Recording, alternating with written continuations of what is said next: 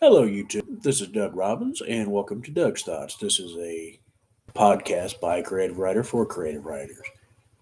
My last video absolutely sucked. I don't know what the hell I was thinking. Um, I thought I would be like, have this big, prolonged, like, oh, let's talk about the lore of Jason Voorhees and his origins. And then once I bring in, I'd rather watch Get Out. I'm like, okay, dude.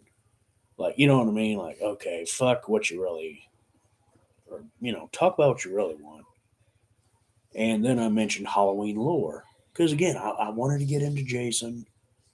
I still would consider him the top four of the big four because to me they're Michael, Chucky, Freddy, and Jason. And I've always placed Jason four. Probably always will. I just can't help it. It's how I'm wired. Um, so I brought up Halloween lore and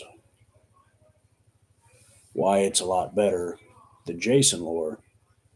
There was a comic book I read. I can't remember if that one was Night Dance or if it was another one. But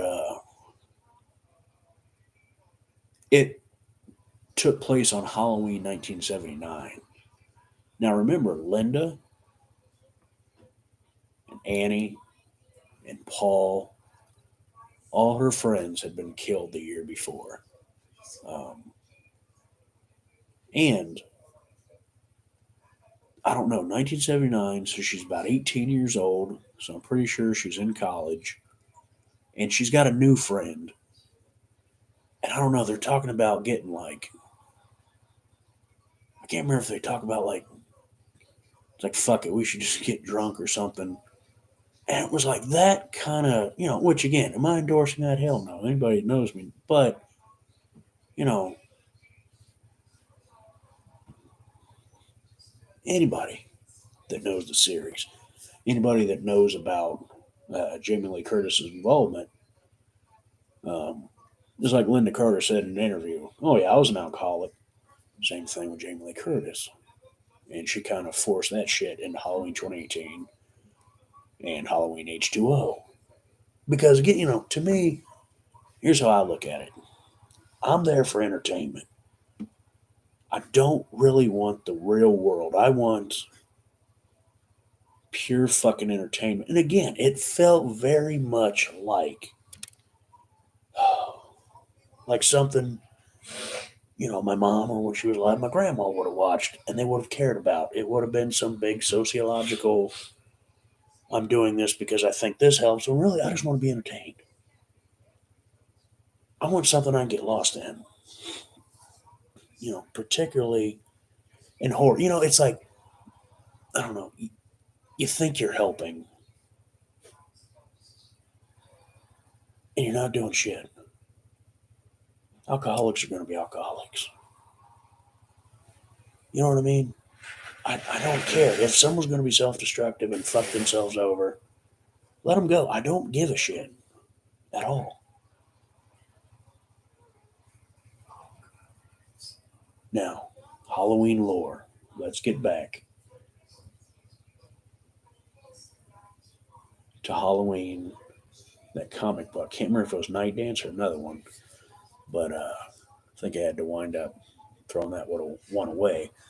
But it was nice to see it take place Halloween 1979. So since it was in a comic, we got to see young Laurie again. That's the setting. So that'll be now 22-year-old Michael, an 18-year-old, or yeah, it would be 18, the character. Um, I didn't even know what this show was called, Erie, Indiana, but I'll never forget, man.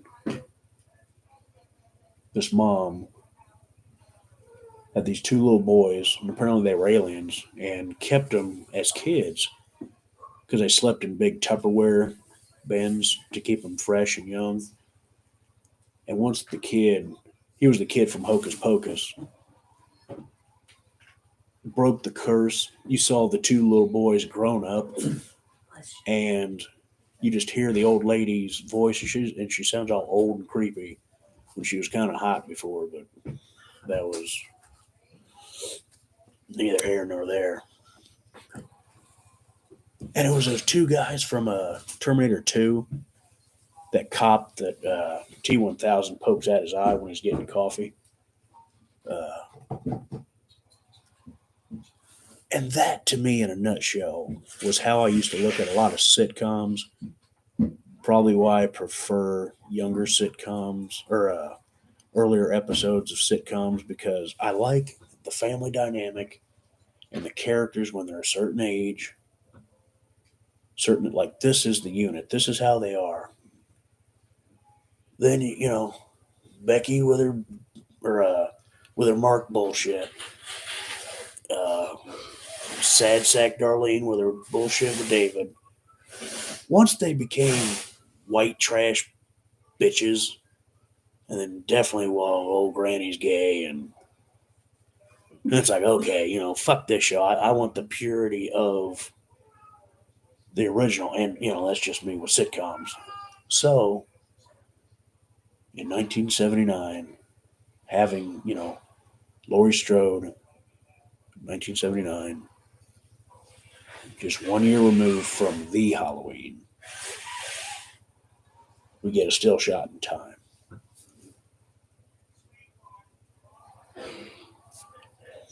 I thought it was cool.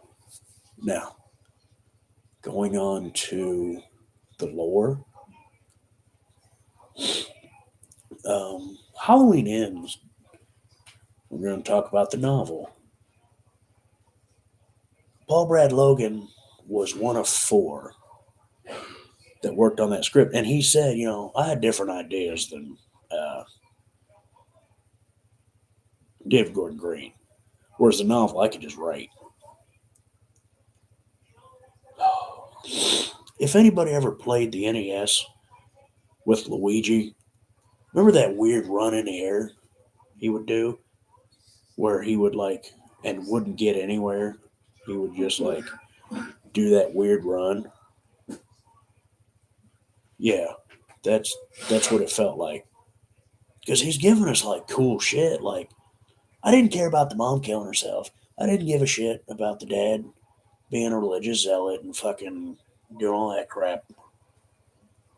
Locking him, boiling, baptizing him in boiling water because he blamed him for the death, and blah, blah, blah, blah. Who gives a fuck? The only thing I really care, Nelson, that this was what the old man was. Just I don't even care that he was he thought of Michael as his god or his deity, all that. Like Quentin Tarantino said in that one interview, fuck all that shit. Um,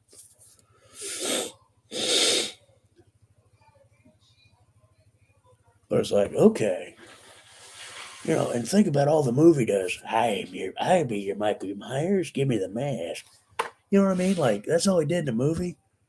What's cool is because I kind of envisioned it at a San Andreas mall, or excuse me, a Vice City mall, where he just killing people at a fucking mall with a hatchet. I was like, okay, that's badass. Um, then we talk about Michael Myers lore. Even little shit. Like Michael would go, some dude, I think killed himself because he was heavily influenced by Michael. Uh, and Loomis was he started feeling it himself of how Michael could affect people. Uh,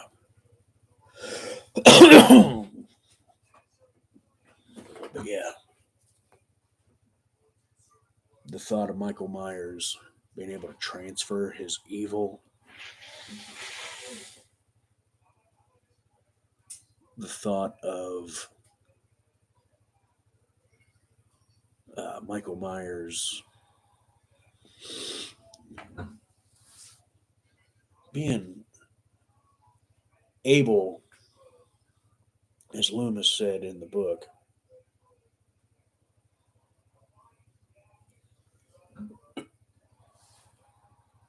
a susceptible mind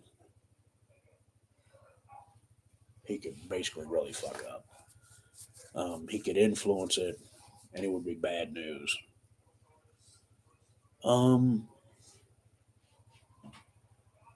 Now, in this long, rambling video, I think that would fit in with what I was thinking about with Jason. Uh,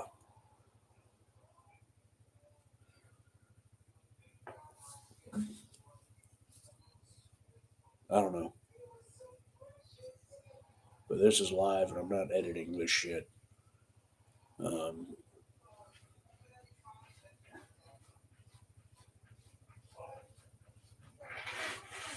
oh, yep. What lore do you believe? Movie lore? Book lore? Comic lore? Mixture of this shit. Um, and again, to me, it's real fucking simple. You know, I don't mind Michael having that ability. That did intrigue me about the Halloween Ends book.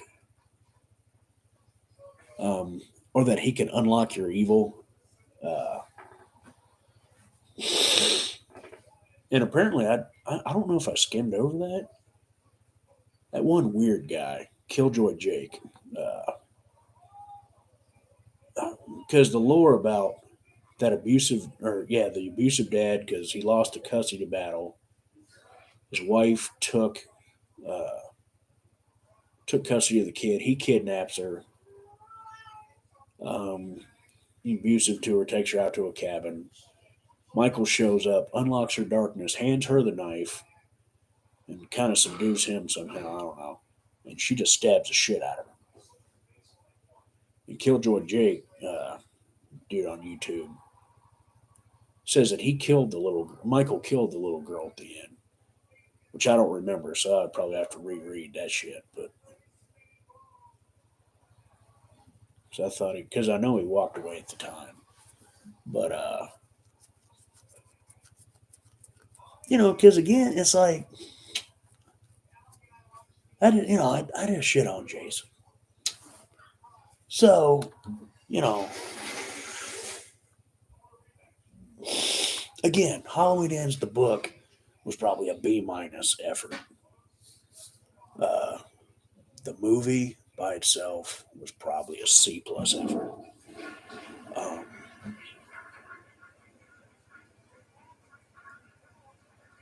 which is funny because I made that big fucking deal. But to keep this from being too long, I'm gonna make another bad video and shit on the Halloween Ends book. So here we go. Bow, bow, bow, bow.